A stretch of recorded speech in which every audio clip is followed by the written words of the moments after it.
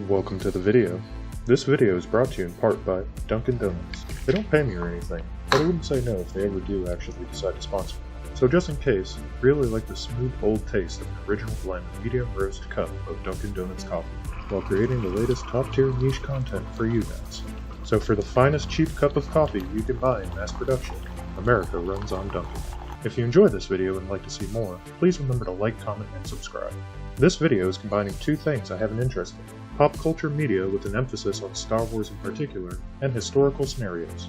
The question is, what would have happened if the German Wehrmacht had been given a Grand Army of the Republic all-terrain tactical enforcer for the Battle of Kursk?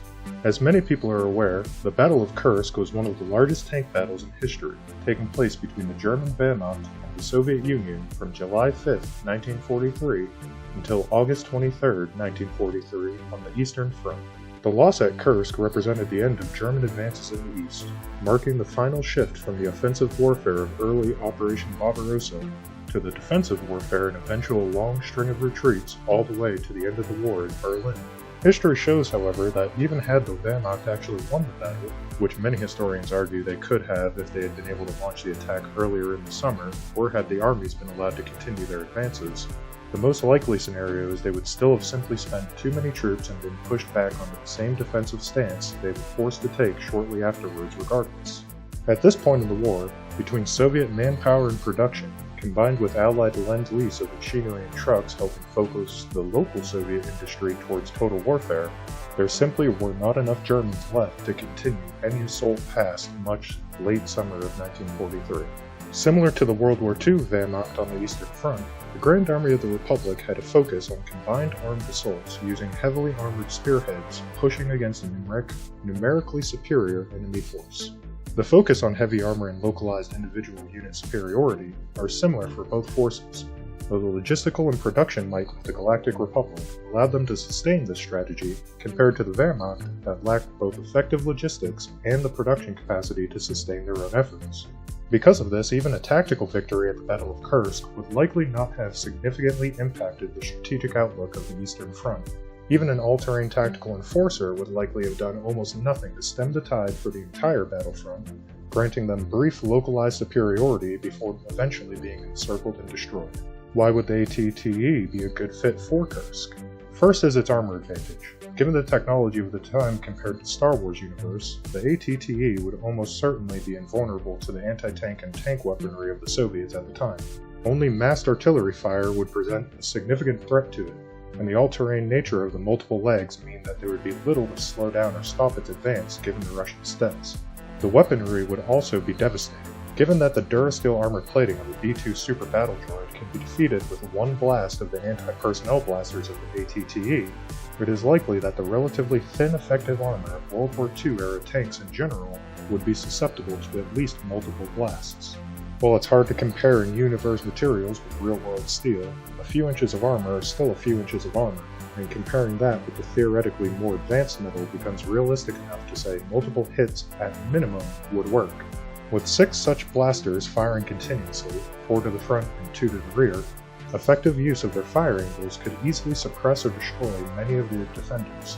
Even comparatively heavily armored tanks of the day, such as the KV-1, would be vulnerable to the large mass driver cannon above with its 360-degree field of fire and small target for the relatively inaccurate guns of the day. And due to its height and range, it is likely to be extremely effective in picking off enemy heavy armor on the steppes of the Eastern Front. Additionally, the sensors and troop-carrying capacity of the ATTE would allow for excellent battlefield awareness, and a rapid reaction force of infantry would be carried to help protect the walker itself from any enemy infantry attacks, something that happened a lot at Kursk to tank destroyers like the Ferdinand with its confused battlefield. Finally, during the Rebels TV show, we see the longevity and durability of the ATTE against its replacement, the all-terrain armored transports, or the AT-AT, and the ATTE maintains its combat effectiveness decades into the future, implying its power and fuel requirements can be met without additional supplies for extended periods of time. Combined, this would give our ATTE the combat impact of possibly an entire armored regiment, though much more vulnerable to artillery fire than the spread-out regiment would be, making it much more of a glass cannon in the order of battle. Next, we will look at the tactics of the Wehrmacht during the Battle of Kursk itself. The German plans relied on a massive armored spearhead led by panzers and mechanized infantry, supported by artillery and aircraft that attempted to encircle and crush the soon-to-be isolated pockets of the Soviet army around the fortified pocket around the city of Kursk. The idea was to break through the shoulders of the salient and close the encirclement through the unfortified rear of the Soviet lines. These combined arms offensive tactics had served them well during the early war, resulting in massive numbers of captured and killed Soviet troops and equipment. The weakness of these tactics was as they stretched east, they relied on an ever longer logistics train to get the food, ammunition, spare parts, and crucially fuel to the front in time to sustain the offensives. During Kursk, some estimates place the readiness of the new heavy Panther tanks at less than 10% of the force available at the time, due to the combination of damage and lack of spare parts to repair them. Combined with the continual German delays of the start of the operation to build up more forces, especially for their panzer divisions, while the Soviets continued to dig in, the entire battle plan was rapidly becoming strategically untenable. Where would the ATTE fit in then? During the real battle, the Wehrmacht eventually abandoned their northern offensive front, then the southern front as well after they failed to close the bulge in the Soviet lines. The ATTE would thus best be served by being deployed to the struggling northern flank. Soviet counterattacks had committed the northern panzer reserves to stop their attacks to prevent the entire flank from being encircled itself. Our ATTE would likely be able to at a minimum free some of those reserves to continue pressing the main northern attack, or possibly allow the front to continue advancing regardless, while the original reserves continued their denial of the Soviet counterattacks. In an absolute best-case scenario, this would allow the northern force to break through into the unfortified Soviet rear lines. This breakthrough would pull the strategic reserves that in real life were used to counter the faster-moving southern front to the north, possibly allowing the double breakthrough crucial to the German planning around Operation Citadel to encircle the Soviet salient around Kursk. In a more likely scenario, given the massive numbers of air and artillery power at play at Kursk, the Germans would simply have taken a few more miles of territory in the north before concentrated Soviet attacks destroyed the ATTE, while the battle itself played out similarly to the real-life historical battle. How would the best-case scenario affect the course of the Eastern Front itself? Most likely not at all. The Germans would remain overextended, and the known treatment of prisoners of war on the Eastern Front makes it much less likely that the encircled Kursk garrison itself would actually surrender. This would be similar to what happened during the Battle of Stalingrad, where the encircled 6th Panzer Army attempted to hold out until relieved by German counterattacks while receiving a resupply via the Luftwaffe. However, unlike Stalingrad, where they eventually had to surrender regardless due to the lack of critical supplies, the Germans would still be spent with no strategic reserves and a grossly overextended logistics situation.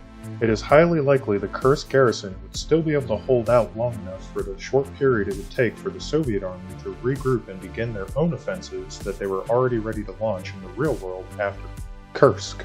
There would be a slight delay of possibly a few months, since the initiative would still be with the Germans slightly longer, but Kursk would remain as the high watermark of the Wehrmacht's offensive capabilities, with a minor footnote change from failed capture of Kursk to the encirclement of Kursk.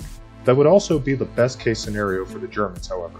If the ATTE was taken out early and through some method such as an artillery strike, airstrikes, or concentrated anti-tank fire sufficient to overwhelm its armor, then absolutely nothing would be accomplished by its presence on the field.